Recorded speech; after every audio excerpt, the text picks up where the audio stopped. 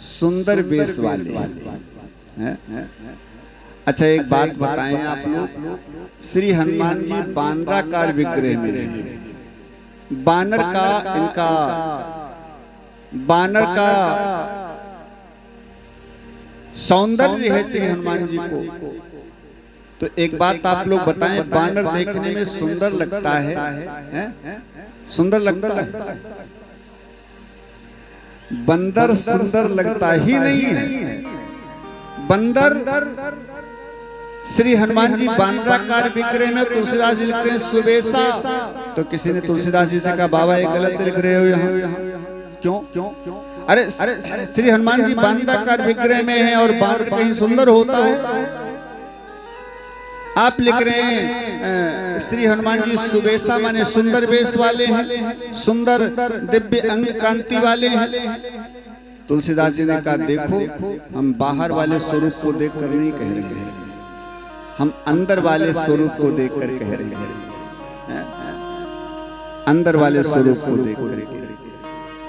अच्छा एक बात समझें, सेवरी कितनी ज्यादा सुंदर थी आप लोग बताएंगे? सेवरी तो बड़ी कुरूप थी, बूढ़ी थी बेचारी, कमर झुकी थी, 3 जगह से टेढ़ी थी, डंडा के सहारे चलती थी। ऐसी सेवरी को राम जी कहते हैं भामिनी, सुंदरी, गजगामिनी, कोकिल बयनी। राम जी ऐसी सेवरी को कहते हैं। और जब शूर्पणखा आई थी राम जी के सामने तो क्या राक्षस बनकर आई थी? सुंदर बनकर के आई थी, बड़ा सुंदर मेकअप किया था, बड़ा सुंदर मेकअप करके आई थी, बड़ी सुंदर बनकर के आई थी। लेकिन राम जी ने शूर्पणखा की ओर देखा तक नहीं। शूर्पणखा से बात भी करते हैं राम जी, तो कैसे बात करते हैं? सीतई चितई कही प्रभु बाता। देखते हैं जानकी जी की ओर और बात कर रहे हैं शूर्पणखा से। जो सेवरी देखने में सुंदर नहीं है उसको गजगामिनी, भामिनी, आंख मिलाकर बात करते हैं, सुंदरी कहते हैं। और जो शूर्पणखा सुंदर बनकर के आई है उसकी ओर देखते तक नहीं है राम। इसका भाव क्या है? तुलसीदास जी कहते हैं कि परमात्मा ऊपर का मेकअप नहीं देखता है। ऊपर से कितना भी सुंदर मेकअप कर लो, लेकिन अंदर वाला मेकअप अगर गड़बड़ है तो परमात्मा ध्यान नहीं देंगे। निर्मल मन जन सो मोहि पावा। ये सेवरी ऊपर से मेकअप सुंदर नहीं किए है, ऊपर से देखने में सुंदर नहीं है, लेकिन इसका मन बड़ा निर्मल है, मन बड़ा सुंदर है, इसलिए राम जी कहते हैं सुंदरी। और शूर्पणखा ऊपर से मेकअप बड़ा सुंदर करके आई है, लेकिन अंदर से तो राक्षसी भाव है। ऐसे रावण भी बड़े सुंदर संत का वेश बना करके आया था। यहाँ तुलसीदास जी लिखते हैं कि लखी सुबेश जग पंचक जेऊ, बेस प्रताप पूजियत तेऊ। ओ घरे अंत न होए निबाहु, काल नेमि जिमि रावण राहु। 3 का उदाहरण दिया है। काल नेमि सब जानते हैं कथा। हनुमान जी संजीवनी बूटी लेने जा रहे थे तो कितना सुंदर वेश बना कर आया था काल नेमि, बाबा जी बनकर आ गया। और कितने भाव से भजन कर रहा है बैठा नेत्र बंद करके। वो देखा होगा, रामायण की सीरियल में भी देखा होगा, रामचरितमानस में भी है। बड़े भाव से नेत्र बंद करके भजन कर रहा है, बगुला भगत बना बैठा है। हनुमान जी भी फंस गए उसके चक्कर में, पहचान नहीं पाए असली है कि नकली है। पहचान तब किया जब मगरी ने भेद बताया, तब पहचान किया।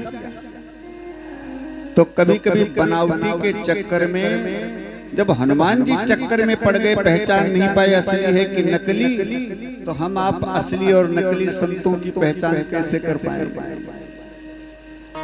असली की पहचान नकली की पहचान करना बड़ा मुश्किल है। ये बेस ऐसा होता है विचित्र।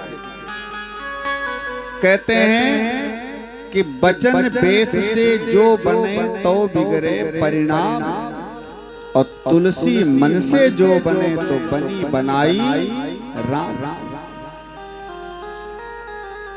बाणी पर और ऊपर की सुंदरता पर बिना स्वभाव जाने हुए इतनी जल्दी प्रभावित नहीं होना चाहिए। अगर सुंदरता पर और उसकी मीठी मीठी बातों पर बिना स्वभाव जाने आकर्षित हो गए तो क्या होगा? क्या होगा? वही होगा जो जानकी जी का हाल हुआ है। रावण सुंदर साधु बन करके आया, जानकी जी ने सोचा ओरिजिनल साधु है, और जैसे रेखा के बाहर आई असली रूप में आ गया। क्रोधवंत तब रावण लीने से रथ बैठाए। तो कालनेमी, रावण, राहु तीन का उदाहरण तुलसीदास जी ने दिया है। ये वेश तो सुंदर बना करके आए हैं, बड़ा सुंदर संत का वेश बनाकर आए हैं, लेकिन तुलसीदास जी कहते हैं ये ऊपर से सुंदर हैं, अंदर से कुरूप है, अंदर से तो राक्षस हैं। इसलिए ये कुबेश वाले हैं, लेकिन श्री हनुमान जी ऊपर से भले कुबेश वाले हों, लेकिन अंदर इनका वेश बड़ा सुंदर है। इसलिए श्री हनुमान जी को लिखते हैं कंचन बरन विराज सुबेसा। श्री हनुमान जी सुंदर वेश वाले, सुंदर वर्ण वाले। अच्छा, वेश का वर्णन भी किया है।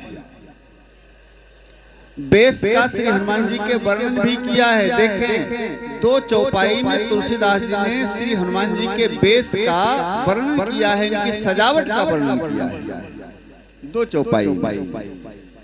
यहाँ कंचन वरण विराज सुबेसा, कानन कुंडल कुंचित केसा, फिर आगे हाथ वज्र ध्वजा विराजे, कांधे मून जनेऊ साजे। इन 2 लाइनों में श्री हनुमान जी के स्वरूप का, इनकी सुंदरता का, इनके वेश का, इनकी सजावट का वर्णन किया है तुलसीदास जी। अब यहाँ लिखते हैं वेश क्या है श्री हनुमान जी का, इनका सजावट क्या है, इनके आभूषण क्या है। तो कानन कुंडल कुंचित केसा, कुंचित के सामान्य घुंघराले बाल। श्री हनुमान जी के कान में कुंडल हैं और इनके बाल घुंघराले हैं। घुंघरारी लट लट के मुख पर कुंडल दमके कान, और सबको दीवाना बना रही तेरी मंद मंद मुस्कान। श्री हनुमान जी के कान में कुंडल है और बाल घुंघराले हैं, लेकिन यहाँ तुलसीदास जी कहते हैं हम ऊपर वाले वेश की सुंदरता देखकर नहीं कह रहे, अंदर वाले वेश की सुंदरता। ऐसे घुंघराले बाल तो बहुत लोगों के होते हैं, कान में कुंडल तो बहुत लोगों के होते हैं, लेकिन उनका मन दूषित होता है। और श्री हनुमान जी के कौन से कुंडल कान के और कौन से घुंघराले बाल श्री तुलसीदास जी देख करके कह रहे हैं, कह रहे हैं अंदर के कुंडल। समझें,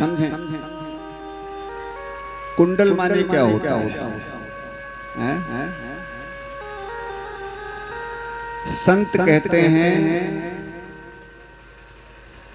कि कान के ओरिजिनल कुंडल हैं जो आप लोग कर रहे हैं। भगवान की कथा, सत्संग, अच्छे वचन सुनना कानों से, ये कान के ओरिजिनल कुंडल है। जिह्वा का श्रृंगार क्या है? कहा परमात्मा का नाम। मरने के बाद ये वाले कुंडल, ये वाली नथनी, ये वाला हार, ये कंगन, बाजूबंद सब बहुरियां निकाली, बहुएं निकाली, कुछ भी नहीं बचेगा। एक बूढ़ी माता जी अपने दांत में सोना लगवाया था, मढ़वाया था। जब मर गई माता जी तो बहुरियों को पता था, तो बहुओं ने सोचा इतना सोना काहे बेकार हो जाए। सो जब माता जी मर गई तो पत्थर लाकर तोड़ करके दांत सोना निकाली। ये कुछ नहीं बचने वाला, चाहे जितना सजा लो इसको, कुछ नहीं रहने वाला। रहता क्या है? ये जो कान के कुंडल आप लोग धारण कर रहे हैं, ये कुंडल तुम्हारे साथ जाएंगे। ये कोई छीनने वाला नहीं, कोई निकालने वाला नहीं। ये कुंडल गले में सोने का हार पड़ा है तो मरने के बाद निकाल लिया जाएगा, लेकिन तुलसी की माला अगर पड़ी है तो बच्चे और बहुएं सभी कहेंगे अरे ये बाबूजी के साथ जल जाने दो, कोई बात नहीं, ये माता जी के साथ जल जाने दो, कोई नहीं निकालेगा। लेकिन सोने का अगर एक रत्ती भी कुछ धारण किया है सब निकल जाएगा। इसलिए ओरिजिनल कुंडल क्या है? कहा भगवान की कथा सत्संग अगर कर लिया है इन कानों से, ये ओरिजिनल कुंडल है। संत कहते हैं अमृत है हरि नाम जगत में, ये अमृत है हरि नाम जगत में, और इसे छोड़ विषय विष पीना क्या, हरि नाम नहीं तो जीना क्या, हरि नाम नहीं तो जीना क्या, हरि नाम नहीं तो जीना क्या, हरि नाम नहीं तो जीना क्या। अमृत है हरि नाम जगत में, अमृत है हरि नाम जगत में, छोड़ विषय विष पीना क्या, हरि नाम नहीं तो जीना क्या, हरि नाम नहीं तो जीना क्या, हरि नाम नहीं तो जीना। और भूषण से सब अंग सजावे लेकिन जिह्वा पर हरि नाम न आवे, भूषण से सब अंग सजावे जिह्वा पर हरि नाम न आवे। नाखून से लगाकर सिर तक सोने से सज गए, लेकिन जिह्वा पर प्रभु का नाम नहीं जाएगा। भूषण से सब अंग सजावे जिह्वा पर हरि नाम न आवे, भूषण से सब अंग सजावे जिह्वा पर हरि नाम न आवे। और देह पड़ी रह जाए यहीं पर, देह पड़ी रह जाए यहीं पर, डले और नगीना क्या, हरि नाम नहीं तो जीना क्या, हरि नाम नहीं तो जीना क्या। हो अमृत है हरि नाम जगत में, अमृत है हरि नाम जगत में, छोड़ विषय विष पीना क्या, हरि नाम नहीं तो जीना क्या, हरि नाम नहीं तो जीना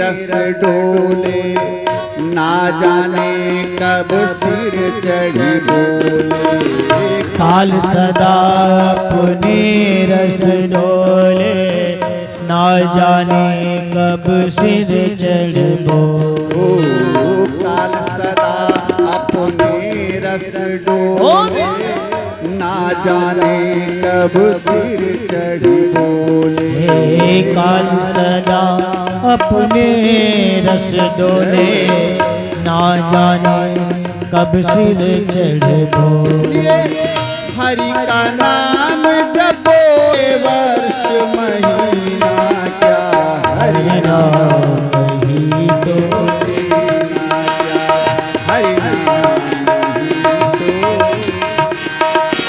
हाँ अमृत है हरि नाम जगत में, अमृत है हरि नाम जगत में छोड़ विषय रस पीना क्या, हरि नाम नहीं तो जीना क्या, हरि नाम नहीं तो जीना क्या। जगत में अमृत है हरि नाम जगत में से छोड़ विषय विष पीना क्या,